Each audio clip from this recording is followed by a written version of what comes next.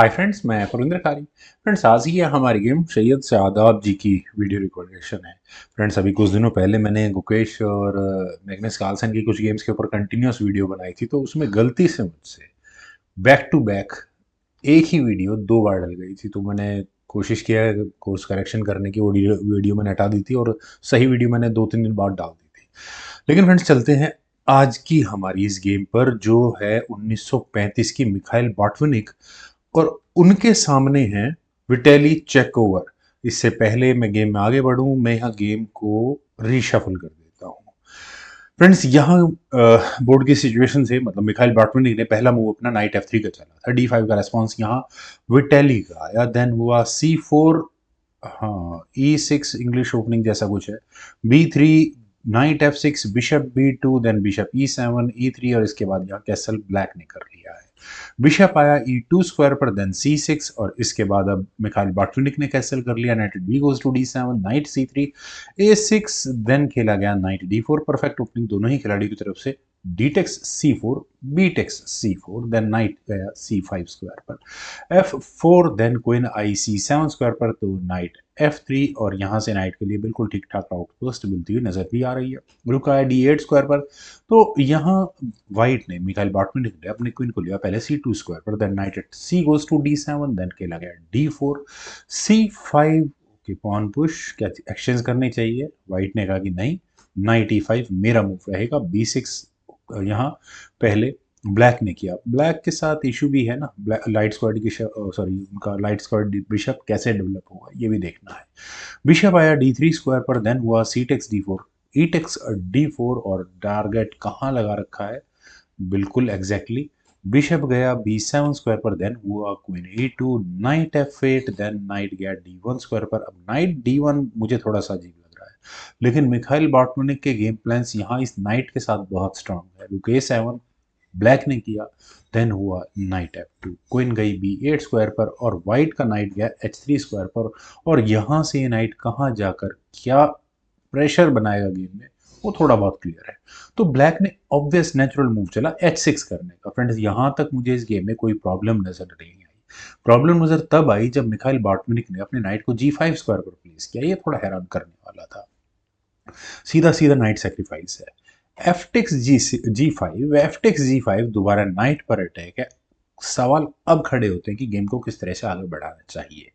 Night sacrifice है। अगर यहाँ ब्लैक अपने नाइट को हटाता है बचाने के लिए, तो नाइट टेक्स F7 क्लियर उसका वेट कर रहा है, जो कि रुक तक भी अटैक बनाएगा, तो कुछ ना कुछ वापस यहाँ मिल चुका होगा। और इनफैक्ट यहाँ व्हाइट की क्विन आकर और परेशानियां खड़ी करेगी। मान लेते हैं कि बिशप C6 जैसा मूव या रुक का मूव करना जो भी होगा, यहाँ पर अगर ब्लैक करे तो क्वीन H5 होगा ही होगा, और अगले मूव में आप इस चेकमेट को बचाना कब पॉसिबल होगा? जब ब्लैक अपना कोई पीस वापस दे, क्योंकि नाइट का एडवांटेज है। नाइट F6 या बिशप F6 जो भी होगा, तो जी takes F6, bishop takes F6, और यहाँ पर अब नाइट अगर चेक देते हैं तो किंग के भागने के लिए कुछ रास्ते खुल जाते हैं। तो यहाँ क्या किया जाएगा? नाइट H6 चेक किया जाएगा। अब दो सिचुएशन है, क्योंकि नाइट सेक्रीफाइस एक और आता है, और पहले इसी को कंसिडर कर लेते हैं कि अगर यहाँ जी टेक्स H6 खेला गया तो गेम किस तरह से आगे बढ़ेगी। तो आप यहाँ रुक को एलिमिनेट मान सकते हैं, रुक टेक्स F6 होगा। लेकिन अगर यहाँ पहले किंग ही मूव कर लिया गया तो सिचुएशन और ख़राब हो जाती है, क्योंकि नाइट G4 चेक होगा, और किंग कहाँ जाएगा? वापस G8 स्क्वायर पर, देन होगा rook takes F6, G takes F6, knight takes F6 check, king को आना ही पड़ेगा यहाँ G7 स्क्वायर पर, देन कोई G4 चेक, किंग रख दो F7 स्क्वायर पर। उसके बाद रुक की भी एंट्री हो सकती है, और क्या हो सकता है? और हो सकता है क्वीन G8 चेक। हाँ, अब जाए तो किंग को ले जाओ E7 स्क्वायर पर, या फिर नाइट लो। सिचुएशन पूरी फंसती चली जाएगी, और उसके बाद फाइनली रुक की एंट्री होगी और गेम में और मुसीबतें खड़ी हो जाएंगी। लेकिन अब जरा चलते हैं एक्चुअल गेम पर।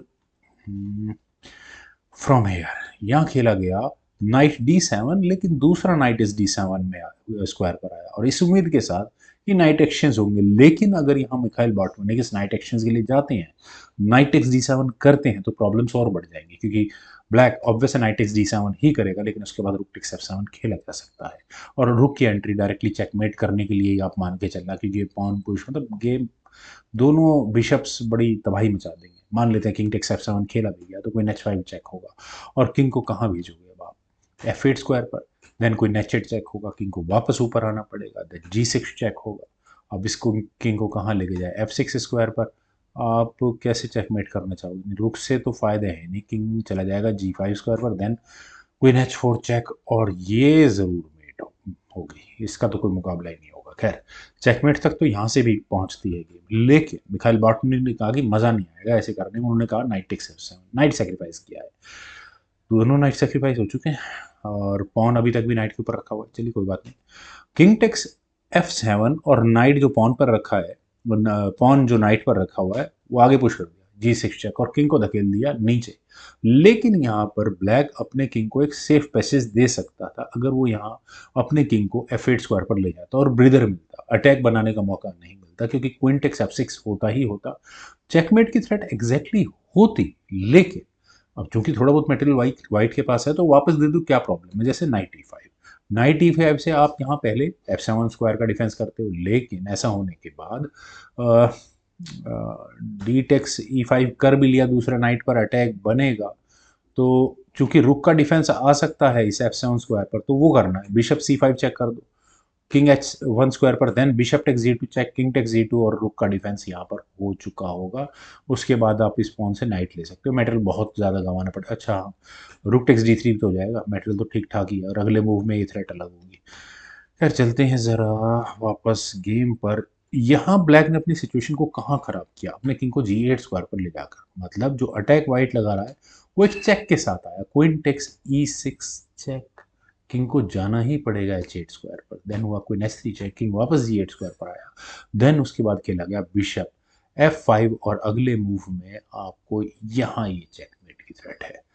तो अब क्या करें, यहाँ देखिए मूव्स तो बहुत सारे हैं, ब्लैक ने यहाँ नाइट F8 की ऑप्शन को चुना, पर ऐसा करने से कोई ज़्यादा खास फर्क पड़ा नहीं, bishop E6 check, night x E6 हुआ, क्वीन टेक्स E6 चेक होने के बाद किंग वापस H8 स्क्वायर पर गया, देन हुआ क्वीन H3 चेक, किंग आया G8 स्क्वायर पर, और सारी सिचुएशन लगभग वही दोबारा आ चुकी है, पर यहाँ खेला गया रुक टेक्स F6, अब दिया है एक्सचेंज सेक्रीफाइस, पता नहीं व्हाइट को कोई मेटल रखना है नहीं रखना, ये नाइट क्यों लिया एक्सचेंज सेक्रीफाइस क्यों दिया है, क्योंकि यहाँ क्वीन कुछ पॉसिबिलिटीज दिखाती है, जी टेक्स F6 में तो प्रॉब्लम ही प्रॉब्लम है, क्वीन से चेक, किंग F8, और ये चेकमेट की थ्रेट हो जाएगी।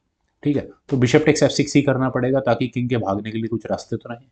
क्वीन से चेक आई, किंग गया F8 स्क्वायर पर, देन खेला गया रुक E1, ताकि अगले मूव में आप चेकमेट आराम से कर सकें, लेकिन बिशप F5, अब बिशप सेक्रीफाइस किया है। देखिए अगर आप यहाँ रुक से इसको लेते हैं, बिशप को तो कुछ मिलना नहीं है, क्योंकि क्वीन से फिर आप उड़ा दोगे, रुक और क्वीन और बिशप यहाँ वाइट के पास होंगी, और बिशप और दो रुक्स यहाँ ब्लैक के पास होंगे, तो ठीक ठाक है।